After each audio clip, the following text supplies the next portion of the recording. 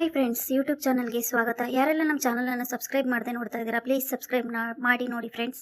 ಶುರುವಿನಲ್ಲಿ ರೋಹಿಣಿ, ಶಾಂತಿ, ಮೀನಾ ಒಂದು ರೂಮಲ್ಲಿ ಮಲಗಿರ್ತಾರೆ. ಇನ್ನೊಂದು ಕಡೆ ರಂಗನಾಥ್, ಮನೋಜ್, ಸೂರ್ಯ ಇನ್ನೊಂದು ಕಡೆ ಮಲಗಿರ್ತಾರೆ. ಇನ್ನೊಂದು ರೂಮಲ್ಲಿ ಶ್ರುತಿ ಮತ್ತೆ ರವಿ ಇಬ್ಬರು ಮಲಗ್ತಾರೆ.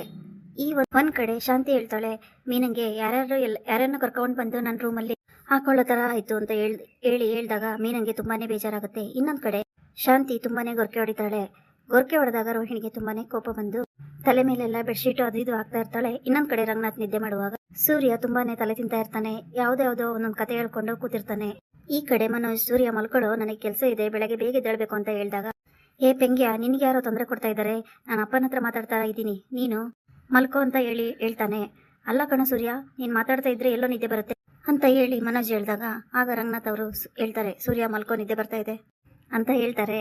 ಅಪ್ಪ, ನಾನು ಇನ್ನೊಂದು ಕತೆ ಹೇಳ್ತೀನಿ ಕೇಳಪ್ಪ ಅಂದಾಗ, ಅಯ್ಯೋ ಬಾಯಿ ಮುಚ್ಕೊಂಡು ಮಲ್ಕೋ, ನನಗೆ ನಿದ್ದೆ ಬರ್ತಾ ಇದೆ ಅಂತ ಹೇಳ್ಬಿಟ್ಟು ರಂಗನಾಥ್ ಅವರು ಅಂತ ಹೇಳಿ ಅವರು ನಿದ್ದೆಗೆ ಜಾರ್ಬಿಡ್ತಾರೆ. ಈ ಕಡೆ ಮನೋಜ್ಗೆ ನಿದ್ದೆನೇ ಬರ್ತಾ ಇರಲ್ಲ. ಸೂರ್ಯ ಅವನ ಪಾಡಿಗೆ ಅವನೇನೇನೋ ಹೇಳ್ಕೊಂಡು ಮಲಗ್ತಾ ಇರ್ತಾನೆ. ಆಗ ಮನೋಜ್ಗೆ ದಿಂಬೆಲ್ಲ ಕಿವಿಗೆಲ್ಲ ತಲೆ ಮೇಲೆಲ್ಲ ದಿಂಬಕ್ಕೊಂಡು ಮಲಗಿದ್ರು ನಿದ್ದೆ ಬರಲ್ಲ.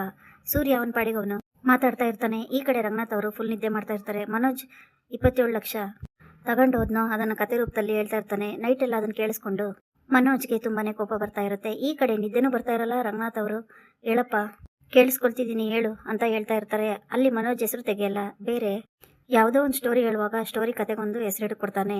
ಹೆಸರು ಹೇಳ್ತಾ ಕೂತ್ಕೊಂಡಿರ್ತಾನೆ. ಮನೋಜ್ ಎದ್ಬಿಟ್ಟು, ಅಪ್ಪ, ಅವನಿಗೆ ಸುಮ್ಮನೆ ಮಲಗೋಕೆ ಹೇಳಪ್ಪ, ನಿದ್ದೆ ಬರ್ತಾ ಇದೆ, ಏನೇನೋ ಹೇಳ್ತಾ ಇದ್ದಾನಪ್ಪ ಅವನು ಅಂತ ಹೇಳ್ತಾರೆ. ರಂಗನಾಥ್ ಅವರು, ಸೂರ್ಯ ಮಲ್ಕೊಳ್ಳೋ, ದಯವಿಟ್ಟು ಮಲ್ಕೋ ಅಂತ ಹೇಳಿ ರಿಕ್ವೆಸ್ಟ್ ಮಾಡ್ತಾ ಇರ್ತಾರೆ. ರಂಗನಾಥ್ ಅವರು ಮನೋಜ್ಗೆ, ಮಲ್ಕೋ ಮನೋಜ್, ಅವನೇನಾದ್ರೂ ಮಾತಾಡ್ಲಿ, ನೀನ್ ಮಲ್ಕೊಳಪ್ಪ ಅಂತ ಹೇಳಿ ರಂಗನಾಥ್ ಫುಲ್ ನಿದ್ದೆಗೆ ಜಾರ್ಬಿಡ್ತಾರೆ. ಅವ್ರು ಗೊರಕೆ ಹೊಡಿತಾ ಇರುವಾಗ ಸೂರ್ಯ ಎದ್ಬಿಟ್ಟು, ಅಪ್ಪ, ನಿನ್ಗೊಂದು ಕತೆ ಹೇಳ್ಬೇಕಪ್ಪ ಅಂತ ಎಬ್ಬಿಸ್ತಾ ಇರ್ತಾನೆ. ಅಯ್ಯೋ, ನನಗೆ ನಿದ್ದೆ ಬರ್ತಾ ಇದೆ ಕಣೋ ಸೂರ್ಯ ಅಂತ ಹೇಳ್ತಾ ಇರ್ತಾರೆ ರಂಗನಾಥ್.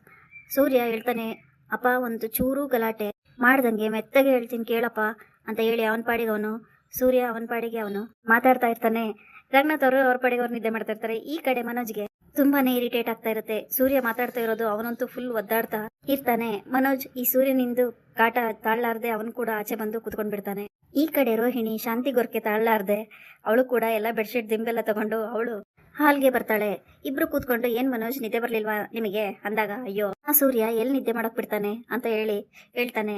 ನೀನ್ ಯಾಕೆ ಬಂದೆ ಅಂತ ಕೇಳಿದಾಗ, ಅಯ್ಯೋ ಅತ್ತೆ ಅಂತೂ ಫುಲ್ ಗೊರಕೆ ಹೊಡಿತಾ ಇದ್ದಾರೆ, ಆ ಗೊರಕೆಗೆ ನಿದ್ದೆನೇ ಬರ್ತಾ ಇಲ್ಲ. ಆ ಮೀನಾ ಅಂತೂ ಅದ್ ಹೆಂಗ್ ನಿದ್ದೆ ಮಾಡ್ತಾ ಇದಾರೋ ನನಗಂತೂ ಗೊತ್ತಿಲ್ಲ, ಚೆನ್ನಾಗಿ ನಿದ್ದೆ ಮಾಡ್ತಾ ಇದ್ದಾಳೆ ಅಂತ ರೋಹಿಣಿ ಹೇಳ್ತಾಳೆ. ಮನೋಜ್ ಹೇಳ್ತಾನೆ, ನಾವು ಕಷ್ಟಪಟ್ಟು ದುಡಿಮೆ ಮಾಡ್ಕೊಂಡು ಬಂದ್ರು ಕೂಡ ನಮ್ಗೆ ನೆಮ್ಮದಿಯಾಗಿ ನಿದ್ದೆ ಬರೋಡಕ್ಕೆ ಒಂದು ರೂಮ್ ಇಲ್ಲ, ಇದು ನೀಗೆ ಬಿಟ್ರೆ ಸರಿ ಇಲ್ಲ, ಏನಾದ್ರೂ ಒಂದು ಮಾಡ್ಬೇಕು ನಾವು ಅಂತ ಹೇಳ್ತಾನೆ ಮನೋಜ್. ಇದಕ್ಕೆಲ್ಲ ನಾವು ಒಂದು ಯೋಚನೆ ಮಾಡೋಣ, ಬನ್ನಿ ಮನೋಜ್ ಮಲ್ಗೋಣ ಅಂತ ರೋಹಿಣಿ ಹೇಳ್ತಾಳೆ. ಹಾಲಲ್ಲೇ ಮಲ್ಕೊಂತಾರೆ ಮನೋಜ್ ಮತ್ತೆ ರೋಹಿಣಿ. ಬೆಳಗ್ಗೆ ಆದಾಗ ಶಾಂತಿ ಎದ್ದು ಕೂತಿರ್ತಾಳೆ. ಈ ಕಡೆ ರೋಹಿಣಿ ಮತ್ತೆ ಮನೋಜ್ ಇಬ್ರು ರೆಡಿ ಆಗ್ತಾ ಇರ್ತಾರೆ. ಈ ಕಡೆ ನೋಡಿದ್ರೆ ಟಿಫನ್ ಇನ್ನೂ ರೆಡಿ ಆಗಿರಲ್ಲ. ಮೀನಾ ಅವ್ರ ರೂಮಿಂದ ಎದ್ದು ಆಚೆ ಬರ್ತಾಳೆ. ಓ ಮಹಾರಾಣಿ, ಇವಾಗಿದ್ ಬರ್ತಾ ಇದೆಯಾ, ಇನ್ನೊಂದ್ ಸ್ವಲ್ಪ ಹೊತ್ತು ಮಲಗಬೇಕಾಗಿತ್ತು ಅಂತ ಮೀನನ್ ನೋಡಿ ಶಾಂತಿ ಹೇಳ್ತಾಳೆ. ಅದಕ್ಕೆ ಮೀನಾ, ಇಲ್ಲ ಅತ್ತೆ, ನನ್ಗೆ ಹುಷಾರಿಲ್ಲ, ತುಂಬಾ ಸುಸ್ತಾಗ್ತಾ ಇತ್ತು, ಅದಕ್ಕೆ ಮಲಗ್ಬಿಟ್ಟಿದ್ದೀನಿ, ಎಚ್ಚರನೇ ಆಗಿಲ್ಲ ಅಂತ ಹೇಳ್ತಾಳೆ. ನೀನೇ ಮಲಗ್ಬಿಟ್ರೆ ಅಡಿಗೆ ಯಾರು ಮಾಡ್ತಾರೆ, ಅವ್ರು ಏನ್ ತಿನ್ಕೊಂಡು ಹೋಗ್ತಾರೆ ಕೆಲ್ಸಕ್ಕೆ ಹೋಗೋರು ಅಂತ ಶಾಂತಿ ಬೈತಾರೆ. ಗೊತ್ತಾಗ್ಲಿಲ್ಲ ಅತ್ತೆ, ಇವತ್ತು ರಜಾ ಇದೆ ಅನ್ಕೊಂಡು ಮಲ್ಕೊಂಡ್ಬಿಟ್ಟೆ. ಏನ್ ರಜಾ ಇರೋದು, ಅವ್ರೇನಾದ್ರೂ ನಿನ್ನ ಹತ್ರ ಬಂದು ಲೀವ್ ಲೆಟರ್ ಕೊಟ್ಟಿದ್ರಾ ಅಂತ ಶಾಂತಿ ಕೇಳ್ತಾಳೆ. ಹಾಗಲ್ಲ ಅತ್ತೆ, ನಂಗೆ ಇವತ್ತು ಹುಷಾರಿರ್ಲಿಲ್ಲಲ್ಲ, ಅದಕ್ಕೆ ನೀವೇ ಏನಾದ್ರೂ ಮಾಡಿರ್ತೀರಾ ಅನ್ಕೊಂಡು ಮಲ್ಕೊಂಡ್ಬಿಟ್ಟಿದ್ದೆ. ಹೌದಾ, ನಾವೇ ಮಾಡ್ಕೊಂಡು ತಿನ್ಬೇಕಾ, ಹಂಗಾದ್ರೆ ನೀನು ಈ ಮನೆ ಮಹಾರಾಣಿನಾ ಅಂತ ಶಾಂತಿ ಹೇಳ್ತಾರೆ. ಈ ಕಡೆ ರೋಹಿಣಿ ಮತ್ತೆ ಮನೋಜ್ ಇಬ್ರು ಕೂಡ ಬರ್ತಾರೆ. ಆಗ ಶಾಂತಿ, ರೋಹಿಣಿ, ರಾತ್ರಿ ಯಾಕೆ ನಮ್ಮ ರೂಮಲ್ಲಿ ನೀನು ಇರ್ಲಿಲ್ಲ ಅಂತ ಕೇಳ್ತಾರೆ. ಅಯ್ಯೋ ಅತ್ತೆ, ಆ ರೂಮಲ್ಲಿ ಯಾಕೋ ನಿದ್ದೆ ಬರಲಿಲ್ಲ, ಹೊರಗೆ ಆಚೆ ಬಂದು ಹಾಲಲ್ಲಿ ಮಲಗಿದ್ದೆ ಅಂತ ಹೇಳ್ತಾಳೆ. ಅದಕ್ಕೆ ಮನೋಜ್, ಅಮ್ಮ, ನಮ್ಮ ರೂಮೇ ನಮಗೆ ಸರಿ, ಬೇರೆ ರೂಮಲ್ಲಿ ಬೇರೆ ಎಲ್ಲೂ ನಮಗೆ ನಿದ್ದೆ ಬರಲ್ಲಮ್ಮ. ನೋಡಮ್ಮ, ನಮ್ಗೆ ರಾತ್ರಿ ಎಲ್ಲ ನಿದ್ದೆನೂ ಬರಲಿಲ್ಲ, ಇವಾಗ ತಿಂಡಿನೂ ಇಲ್ಲ ಅಂದ್ರೆ ನಾವು ಹೆಂಗಮ್ಮ ಕೆಲಸ ಮಾಡೋದು ಹೊರಗಡೆ ಹೋಗಿ ಅಂತ ಮನೋಜ್ ಹೇಳ್ತಾನೆ. ಇವರೆಲ್ಲ ಹಾಲಲ್ಲಿ ಗಲಾಟೆ ಮಾಡ್ತಾ ಇರೋದು ನೋಡಿ ಸೂರ್ಯ ಒಳಗಡೆ ರೂಮಿಂದ ಬರ್ತಾನೆ. ಏನದು ಗಲಾಟೆ ಮಾಡ್ತಾ ಇದ್ದೀರಾ ಅಂತ. ಆಗ ರಂಗನಾಥ್, ನೀನೇನೋ ಸೌಟ್ ಇಟ್ಕೊಂಡು ಬರ್ತಾ ಇದೀಯಾ, ಏನೋ ಮಾಡ್ತಾ ಇದೀಯಾ ಅಂತ ಕೇಳ್ತಾನೆ. ಮೀನಂಗೆ ಹುಷಾರಿರ್ಲಿಲ್ವಲ್ಲ, ಅದಕ್ಕೆ ಏನು ತಿಂದಿರ್ಲಿಲ್ಲ, ಅದಕ್ಕೆ ಮೀನಿಗೋಸ್ಕರ ಗಂಜಿ ಮಾಡ್ತಾ ಇದ್ದೀನಿ ಅಂತ ಹೇಳ್ತಾನೆ. ಹೂನಪ್ಪ, ನೀನು ಅವಳಿಗೋಸ್ಕರ ಗಂಜಿ ಮಾಡು, ನಾವೆಲ್ಲ ಉಪವಾಸ ಬಿದ್ದಿರ್ತೀವಿ ಅಂತ ಶಾಂತಿ ಹೇಳ್ತಾರೆ.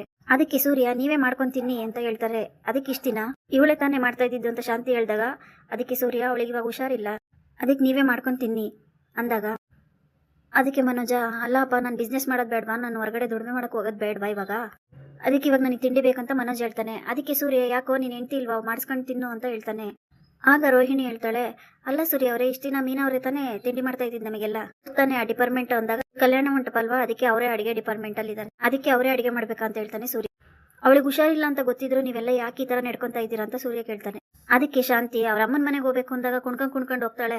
ಅವಾಗ ಜ್ವರ ಬರಲ್ಲ, ಈಗ ಹೂ ಮಾರಕ್ಕೆ 4 ಗಂಟೆಗೆ ಹೋದಾಗ ಜ್ವರ ಬರಲ್ಲ, ಇವಾಗ ಬಂದಿದ್ಯಾ ಅಂತಾರೆ ಶಾಂತಿ. ಇಲ್ಲಿಗೆ ಈ ಸಂಚಿಕೆ ಮುಕ್ತಾಯವಾಗುತ್ತದೆ. ಎಲ್ಲರಿಗೂ ಧನ್ಯವಾದಗಳು.